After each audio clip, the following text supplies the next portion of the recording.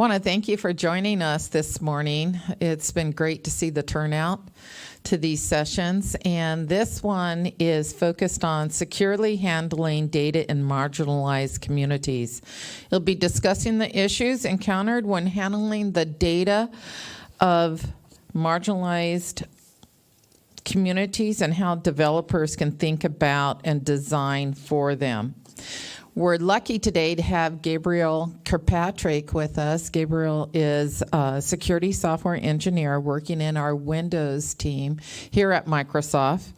And as a security-minded individual who came out in the digital age, he became acutely aware of how data identifying people as members of the LGBTQ plus community has been handled by online services, and how failures to protect that data has impacted the lives of people around the world. A lot for us to learn here. So with that, I turn it over to Gabriel. Thank you. Awesome.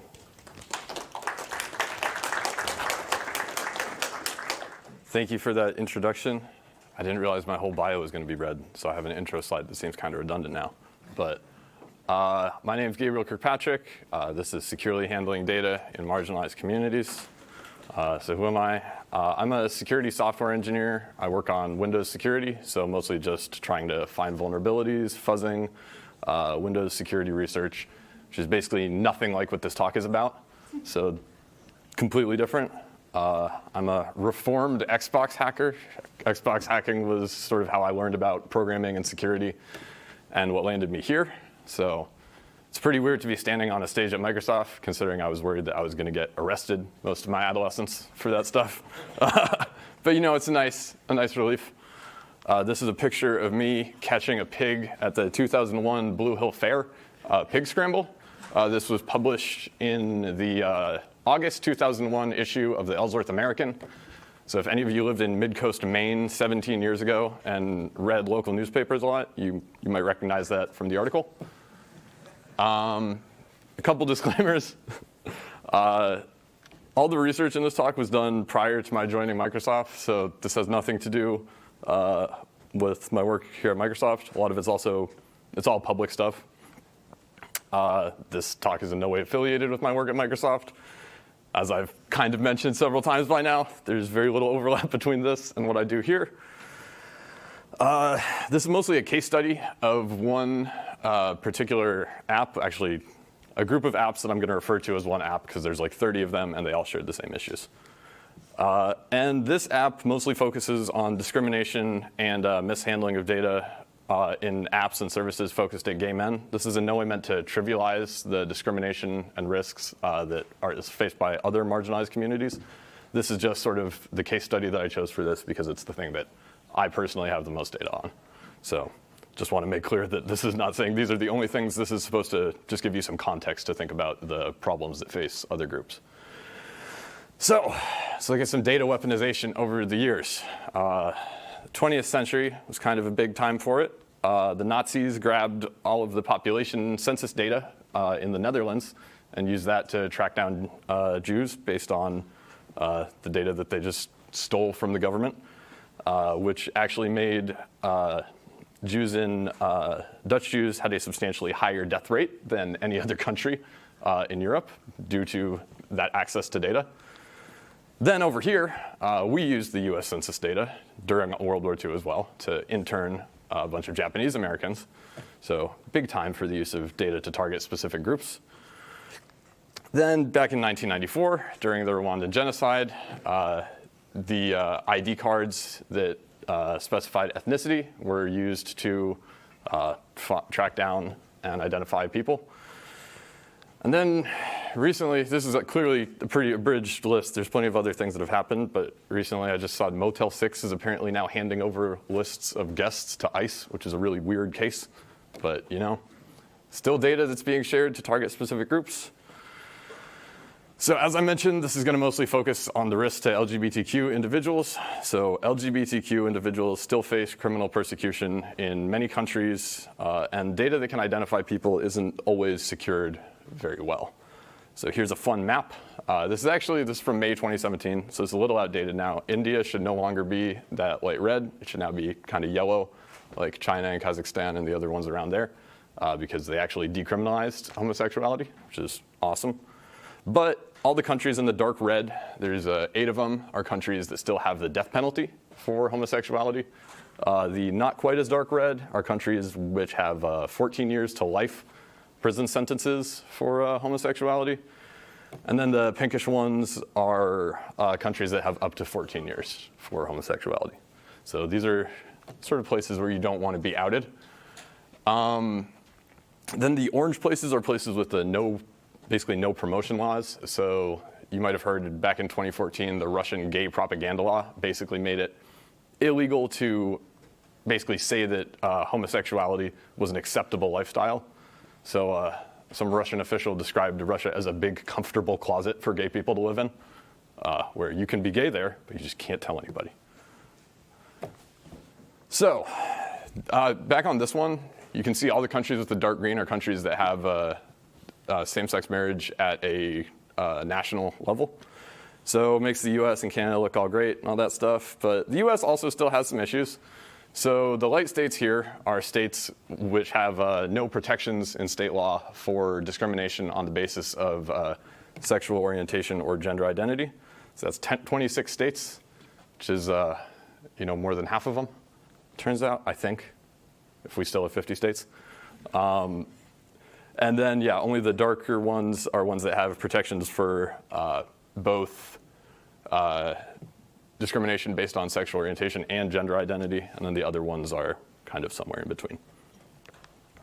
So here's some numbers, some very inexact science that I ran based on the populations of the countries that still have the death penalty for homosexuality, internet penetration in those countries, so the number of people in each of those countries that have access to the internet, and then based on the 3.8% number of adults in the US who identify as lesbian, gay, or bisexual, which this number came from.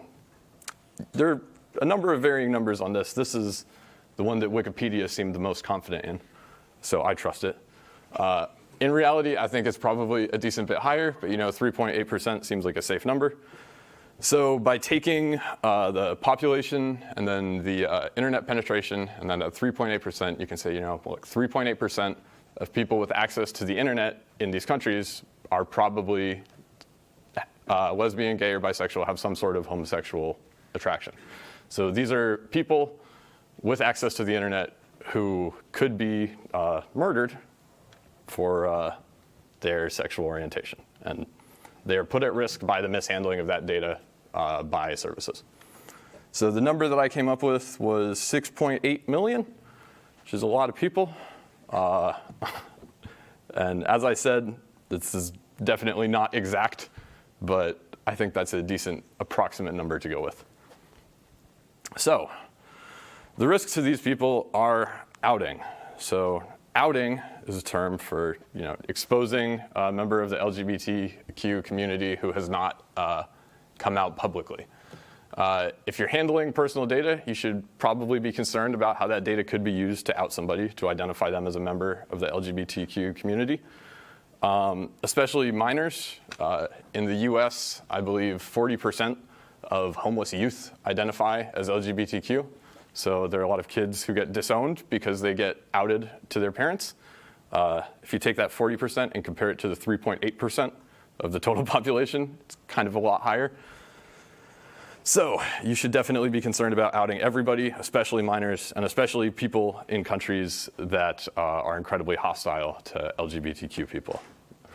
In the US, this means employment discrimination, familial discrimination, and just hate crimes. People still don't like gay people a lot of places, it turns out. And then in other countries, it can mean death, which is no good. So there are a number of ways to out yourself and out other people. Number one is OSINT, which is the hacker way of saying looking at public info. So this is anything that people publicly put on the internet. So this is your Facebook likes, your tweets, just anything you put out there.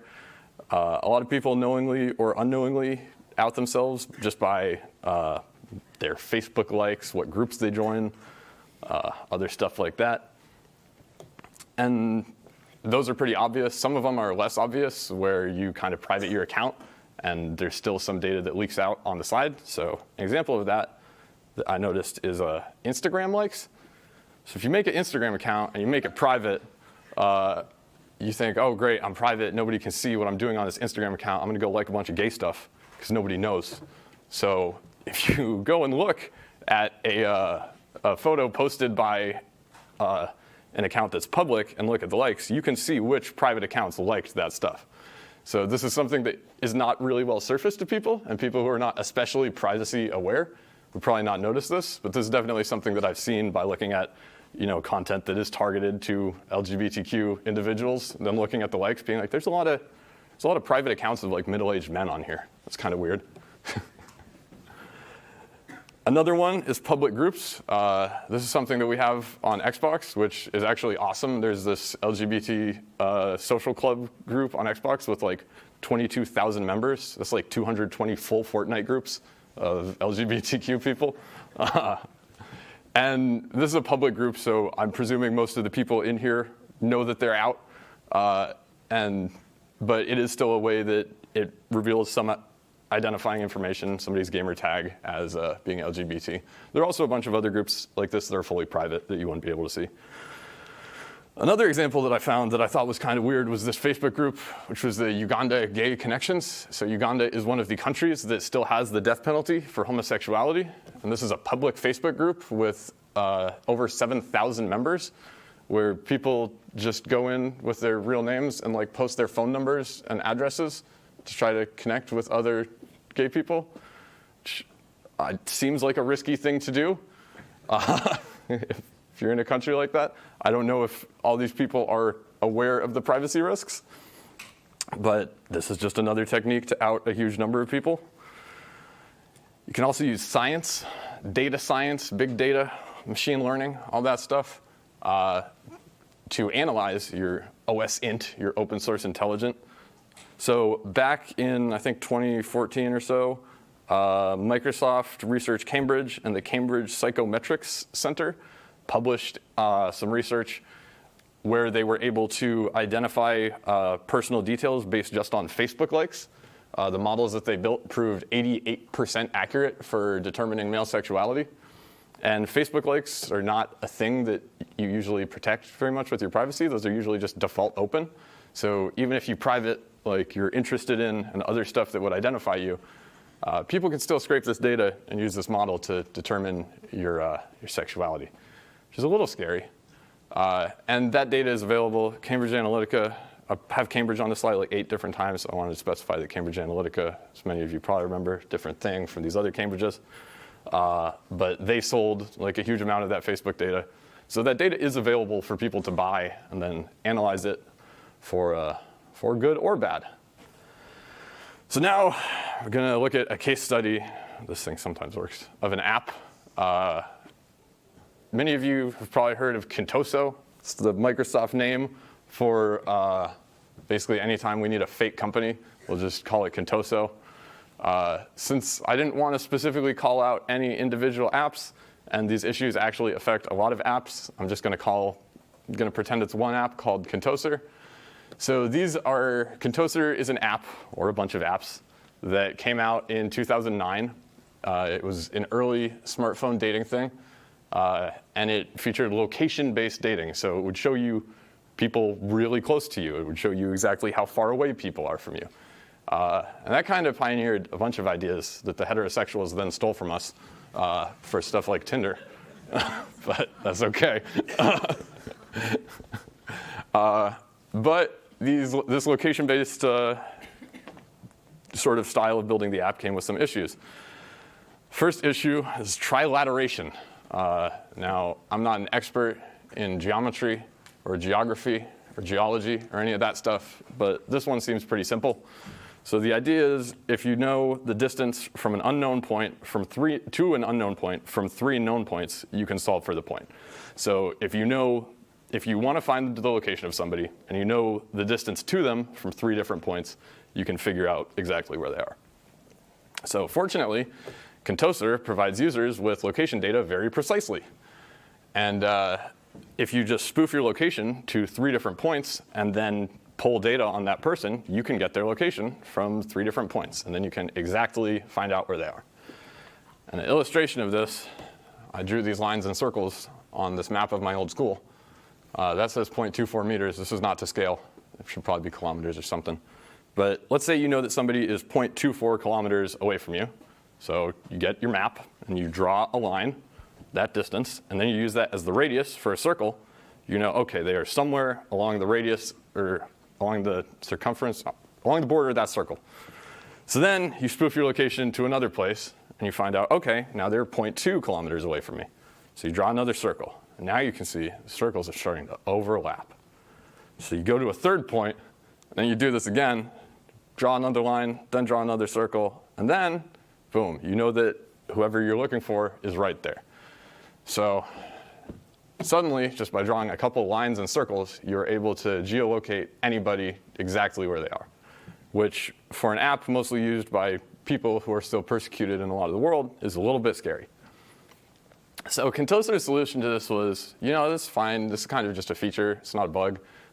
You should probably just go into your privacy settings and then hide your distance, which is an option that they provided. So you go into the settings on the app, and then you hide your distance. And what used to be this JSON response turns into this one. And now there's no more distance. So that's great. We're safe. Our people can't find us anymore. But there's a bit of an issue with this, where the list that comes down from the Contoser API is still ordered by distance. So even though in mine distance in the middle is gone, you can still see the people before and after me. So you can tell, OK, this person must be somewhere in between these 2 people. So if we draw this with the lines and circles again, and we know the person after is 0.6666 kilometers away. The person before is 0.2333 kilometers away. Then you draw the circles, and you're like, OK, they're somewhere in here. But this is nowhere near as precise as the previous way, where you had exact circles. But it turns out that we can get a little bit more precise. So now that you have a range that somebody can be in, it's not exact, but it's a start. So we can use this hot new algorithm called binary search, which some of you guys might remember from CS1. It's a way of searching for something in a sorted list. And since the list that comes back from the API is essentially just a sorted list, we can use this in this scenario. So the way that it works is you start with a near bound and a far bound. So your near bound is the first person before your target on the list that comes back from the API, because they're the one that's closest to you. And then the far bound is the person immediately after them on the list that comes back from the API. So you take the average of those 2 distances, and then you place a second account, that distance away, the average of those 2 distances, from the account that you're using to get this distance data. And then you see if they appear before or after your target in the list. So if they appear before, that's your new near bound. If they appear after, then that's your new far bound. So you can repeat this a couple of times until the delta between your near bound and far bound is small enough that you can use it to draw a very tight circle. And then you repeat that from 3 different points. And then you can trilaterate again, because you now have these very precise distances that you can use to draw the nice circles and make the pointy line. So the way that this looks is you have a target, you have a near bound and a far bound. You take the average of those distances, and then you just place another account there. And see here, it appears after your target. So this becomes your new far bound. So you've now tightened the circle. And for a look at basically how long this takes, if you know that if you have a near bound of 0.233 kilometers and a far bound of 0.6666 kilometers, it's a lot of sixes. But if it was just 666, that would be bad, so I got to have the 4th one on there. So if we take the average of those and place another one on there, then you can see suddenly the circle gets a lot tighter. It's now 0.4449 or 0.4499 for our near bound. And so that's with 1 request. 2 requests, we get a new far bound, tighten the circle even more. 3 requests, it's starting to get pretty narrow. And then you do that just twice more, You have this nice circle where you're within 0.01 kilometers of each other. You could continue doing it from here, but this is basically all you need to get a pretty good location for somebody. So this issue was discovered by some researchers at Kyoto University in early 2016. I also discovered it around the same time, but I didn't publish any research because I didn't want to put people in danger, and the developers of this app were not interested in hearing from me. But these guys did, so good for them. They called it colluded trilateration rather than binary search, which is a better name. And to this day, none of these apps have done anything to actually mitigate this or address it. So this is still a thing that has been putting people at risk publicly for over 2 years. And I mean, these apps are going on 10 years old, they're 9 years old, that this has been something that people can trivially exploit to locate people very precisely. So that's all using the API and the functionality to identify people. There's still another big problem if you're in a country that has the death penalty for homosexuality, which is DNS. You probably live under passive surveillance of all your plain text traffic. It's a safe assumption. It's a safe assumption most places in the world. So with DNS, they don't even need to trilaterate you. The second you make that DNS query, they know, oh, this person's using Contoser, they're probably gay, let's go get them. So the response from Contoser after a big media storm back in 2014 when the first trilateration tools came out was like, oh, we're just going to geofence these specific areas. We're going to make it so that in areas that have stiff penalties for homosexuality, we just won't display people's locations at all. You can still use that previous method. It just takes more requests. But that doesn't really address the problem because they still had these plain text DNS lookups. They still had a bunch of plain text ads and stuff. So people who were in these regions were still put at risk by this passive surveillance, people immediately being able to tell people are using these apps. So that's not good. Some solutions to this are things that typically look like malware and crime, but are actually good privacy tools. One is domain fronting. This is used by like Tor, or not Tor. This is used by like Signal and Telegram when they were being blocked in Iran and Russia, I think last year during some protests. The Iran and Russia's solution was to just block AWS and Google, which is a pretty strong move. But presumably they wouldn't do that just to stop people from using these gay dating apps. Amazon and Google have taken some efforts to sort of cut down on this, but it's still possible, and it's good because it removes that DNS query that immediately incriminates you. Another one is Tor. So Tor is used a lot for crimes because it's really good at it. But it's also a great privacy tool in general. And well, to us here, we only think about using it for crimes. For a lot of people living under repressive regimes and constant surveillance, this is an incredibly valuable privacy tool.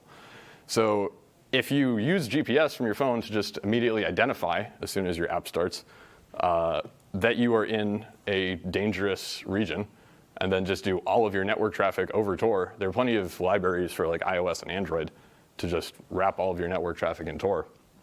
Then you remove all of that risk of passive surveillance. And there, as I mentioned, there's stigmas around these constantly being used for malware and crimes, but these are valuable privacy tools that protect a lot of people, and they're not going to go away, so we might as well embrace them to help people who actually need it. The next problem is ads and analytics, which is always fun. So most of the connections to the Contoser API, the screenshots from 2016, I think they've gotten better about this by now. But all of their Contoser API stuff was going over HTTPS, so that's great. But they still had a bunch of plain text ads and analytics that even if you had your location turned off, would send over HTTP the name of the app that you're using, your exact GPS location, and your name. And I think there was another one that also sent your email address. So even though all of your communication to Contoser themselves is encrypted, this is still fully decrypted. And once again, if you're anywhere with passive surveillance of plain text traffic, this will just immediately out you, and out you very specifically, because it has your GPS location in there. Then earlier this year, I forget exactly which researchers found this, after they got better and started putting everybody's stuff over HTTPS, I think they figured now would be a good time to just take more data because it's all safe now. And so they started sending people's HIV status in their to advertisers, which seems like a pretty personal piece of medical information that maybe not everybody wants their advertisers trying to sell them like TVs to have. But they decided that that was an important thing to get. I don't know what advertiser this is going to. I don't know how you get data from advertisers, but it seems like the advertisers have to sell that data to somebody, so somebody is going to get this information, and that seems dangerous to me. So generally, if you're writing an app where you record somebody's HIV status, maybe don't send it to third parties. That would be my suggestion. Law enforcement use of Contoser. There's not a lot documented about this because it turns out repressive regimes don't like talking about their techniques very much.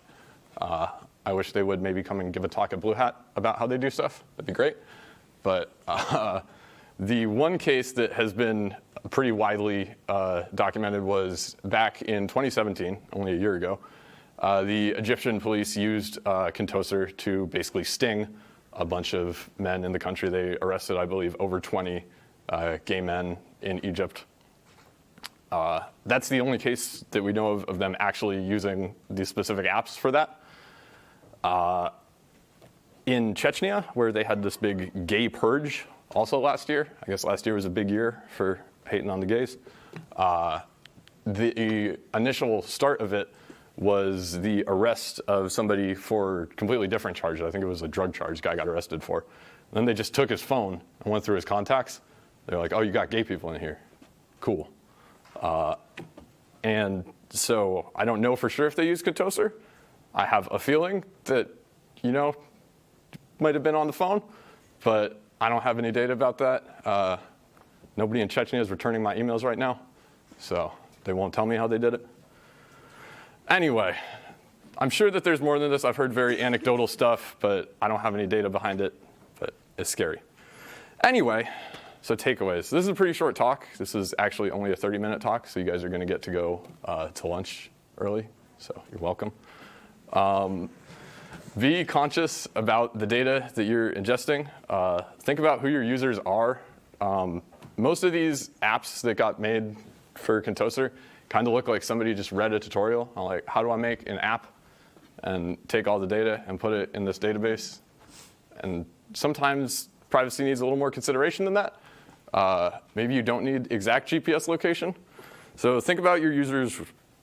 Think about the data you're taking. Think about where they are. Think outside of like Redmond or San Francisco or wherever you're working from. Think like, hey, if somebody's using this in Iran, what could the implications of that be? Be proactive in your protections. A lot of people are not privacy aware, privacy conscious, and not everybody can be super educated on that stuff. So if you can recognize patterns that somebody is maybe exposing data that could be sensitive to them where they are, it could be used against them. Maybe like prompt them like, hey, do you want to check out your privacy settings? Since apparently it was proven that you can predict male sexuality with 88% accuracy, it seems like that could be used to proactively protect people, before it gets used against them. So use that data to find people who might be at risk in specific areas and sort of prompt them like, hey, do you want to tighten your privacy settings? Stuff like that. So that's basically it. Be aware of the data that you're ingesting and think about how you can proactively protect people, because reacting to issues like this, like the stuff that happened with Contoser over and over and over again over the course of like 10 years is not great, and it costs people their lives sometimes. And that's really sad. So that's all I got. And now I will open it up to questions.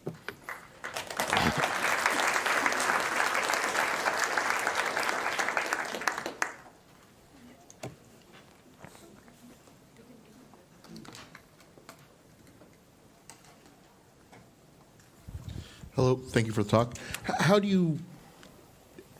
What is your interpretation of the increasing legislation of protecting consumer privacy on maybe cutting down some of these, capture and store all personal information possible? Do you have any insight like GDPR or how that may affect social media? Just kind of a general question. I'm definitely not an expert in GDPR, but I think the more legislation there, the better. Like, The more that we can do to stop people from just hoarding every bit of personal data that they can get is probably for the good, because people don't seem very good at keeping it in one place and making sure that people don't get their hands on it.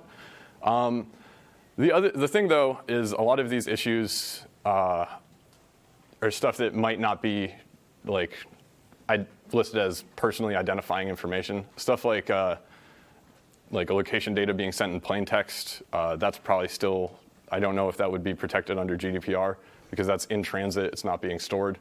I think definitely privacy regulations are great and help push people toward doing things correctly, but I think that most developers still need to sort of take the initiative and figure out what they can do on their own to protect their users. But Thank you.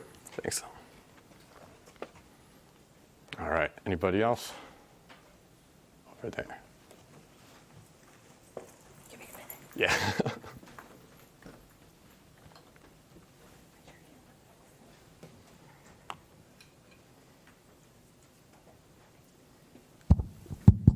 Okay, thanks for the talk. I wonder how many applications or apps did you actually test, or did you experiment with, and how many of these were actually confronted to this kind of problems? That's a great question. I personally looked at about 4 or 5 back when I was doing most of this research. I did 2 to 4 years ago. There is actually a website, I wish I knew the name of it right now, that actually tracks for all of the major apps. It has sort of like a table, and it describes do these use plain text analytics? Are these vulnerable to trilateration? So if you search gay dating app security problems, it's usually one of the first results. I wish I knew the name of it off the top of my head, but they've done a pretty extensive study of 20 to 30 of these apps. But great question, thank you.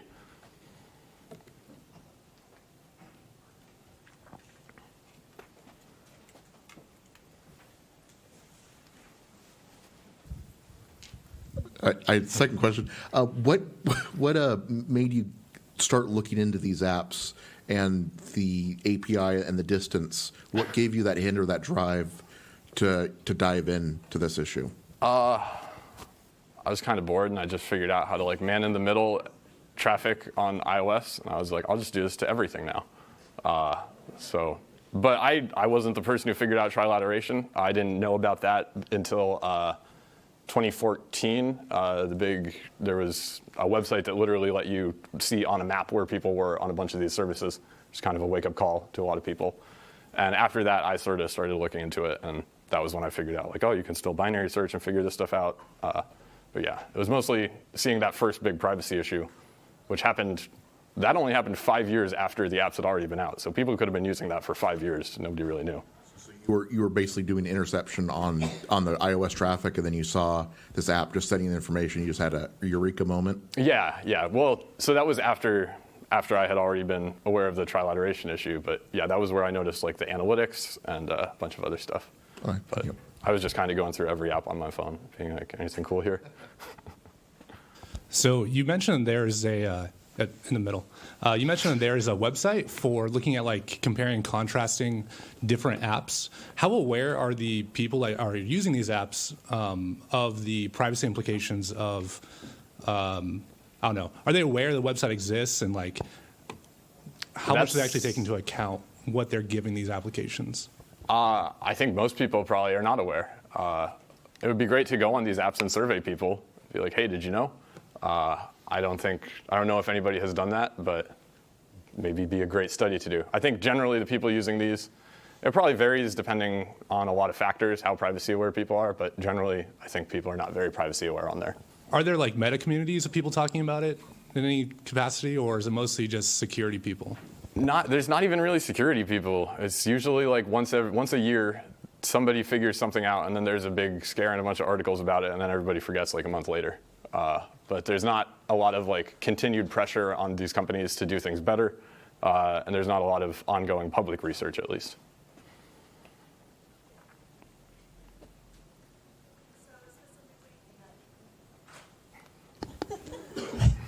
specifically in some of those countries that you mentioned that still carried the death penalty, and the internet penetration rates were surprisingly low.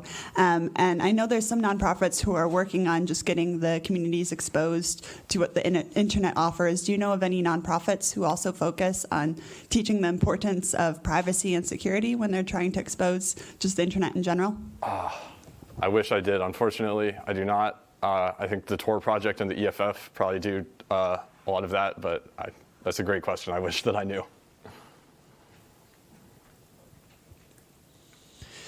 Great talk. Thanks for delivering it. In my experience, when you have a large group of applications that all kind of exhibit the same security behavior, they tend to be based on one or two different frameworks or core things that people readily grab off of the internet and slap on a couple of quick images, and then ta-da, I've got a mobile app.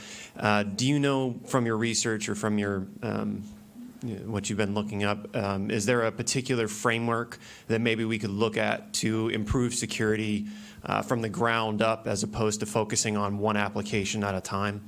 That's a great question. Yeah, so I think definitely when it started, the apps really looked like a lot of people Googling like Objective-C tutorial, how do I get GPS location? And then PHP tutorial, how do I sort by GPS location? And that was about it. This is actually something that iOS and I believe Android already provide. When you request GPS location, it lets you specify the granularity of it. But everybody just always defaults to, yeah, give it the most precise location. And that's what's in every tutorial that you'll find. So nobody is actually taking advantage of these features that are built into the OS that help obscure that data. And that is also not surfaced by the operating systems. It doesn't say like, hey, this app wants to get very precise location data, or hey, this app wants to get vague location data. So I think it would be good for the platforms to improve their messaging on that so that people know just how precise that data is.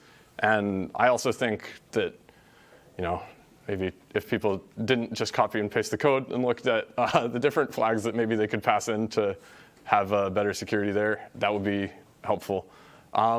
As far as the server side of it, though, I don't really know on that. Most of them seem to just be using like libraries for sorting in geographic order. So it's basically dependent on what they get back from the app, which is where I think they can probably improve the security.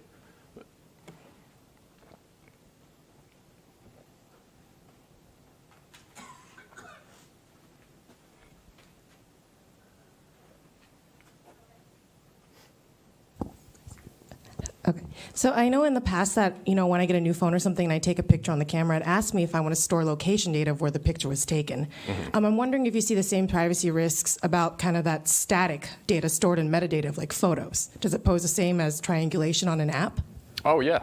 It definitely does, yeah.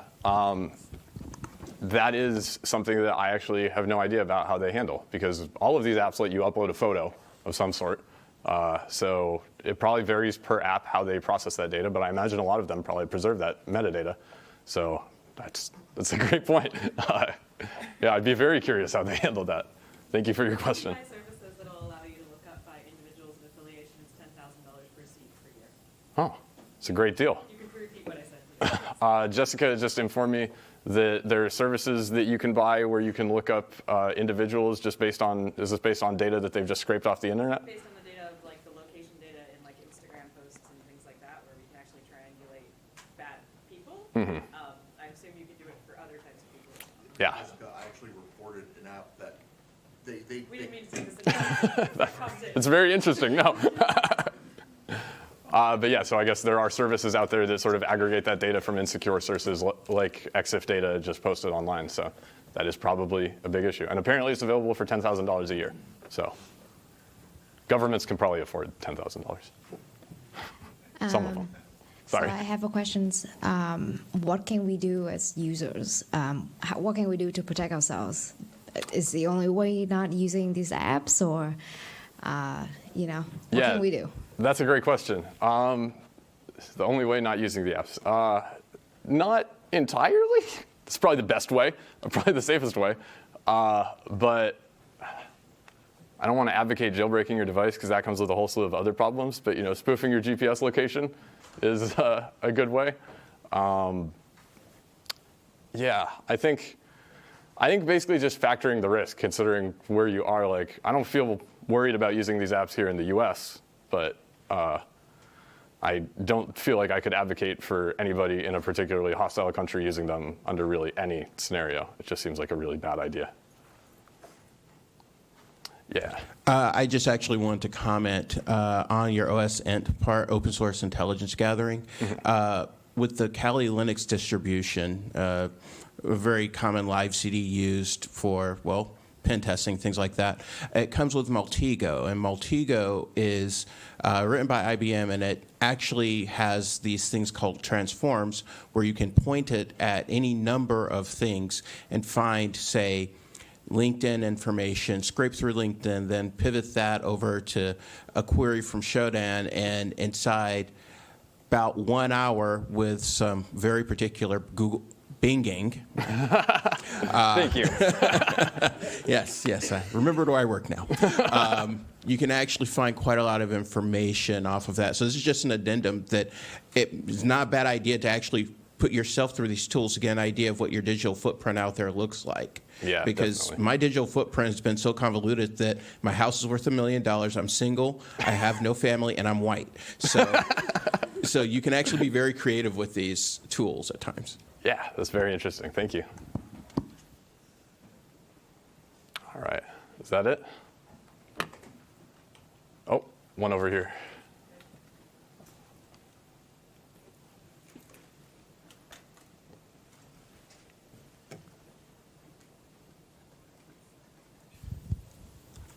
Thanks for the really interesting talk. One of the themes of some of the questions has been, what can we do as users to protect ourselves?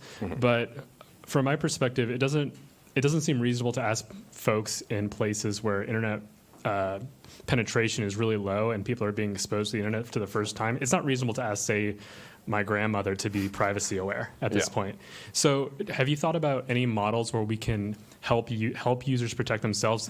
Tor is scary to a lot of people. A lot of these other apps that are security aware are scary for people to use, but I'm imagining something that interdicts traffic on my iPhone that, like you talked about, if I'm in a specific place that might be dangerous, or if I feel that the US is dangerous, I can interdict that traffic, and that sort of privacy aware functionality is invisible from app to app. Because asking users to make hundreds of different decisions about the apps on their phone about what privacy features they should have, that seems like they won't have enough context to know what's good and what's bad.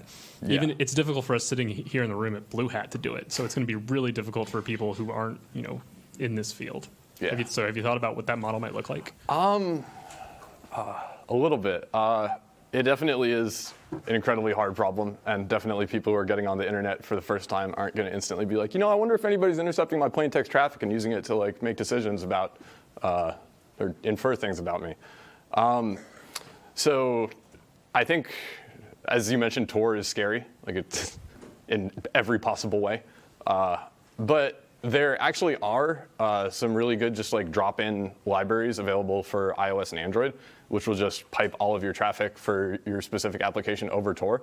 And that can be very transparent to the user. Not many things do it, but I think sort of building in that functionality is good. I think the idea of having something that intercepts all your traffic on your device, like just a VPN, would be great, but I think the issue there is just that it requires a certain level of technical savvy for people. So I think having the apps make these decisions, like seeing that you're in a hostile area and putting your traffic over something more secure, is probably the most attainable way, but it's a very tough problem. Cool. Anybody else?